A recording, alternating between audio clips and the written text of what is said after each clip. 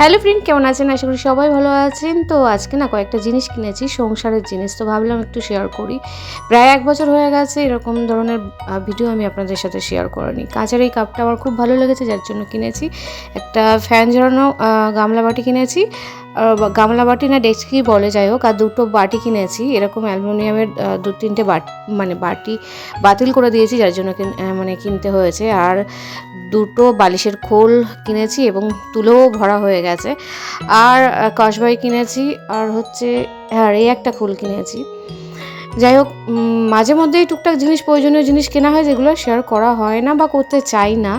আজ হঠাৎ মনে হলো একটু আপনাদের সাথে শেয়ার করে। এই কসবাইটা আমার বাসন মাজতে ভীষণ ভালো লাগে, যার কারণে দেবাশিসকে বলে উলফাল এনে দেয়, তো আমি নিজে গিয়ে নিয়ে এসেছি।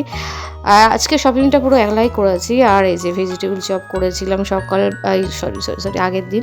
তো কিছুটা ভাজা হয়ে গেছিলো আর 4টে রেখে দিয়েছিলাম। তো আর রেসিপিটা শেয়ার করা হয়নি, তো ভাবলাম একটু আপনাদের সাথে শেয়ার করি। ভেজিটেবল চপ কে কে খেতে ভালোবাসেন অবশ্যই কমেন্ট করে জানাবেন। ঋষি বারবার করে বলছিল যে মা ভেজিটেবল চপ খাবো, চপ খাবো, চপ খাবো। তো ভাবলাম একটু ছেলের জন্য একটু ইউটিউবে, এই ফার্স্ট টাইম আমি বানিয়েছি, ইউটিউবের ভিডিও দেখেই শিখেছি, বেশ ভালো হয়েছিল।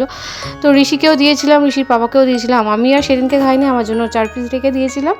আর এটা হচ্ছে সস, এটা হচ্ছে মানে ঝাল ঝাল যে টমেটো সসটা হয়, এইটা দিয়ে খাচ্ছি, বেশ ভালো লাগছে, বেশ ভালো লাগছে।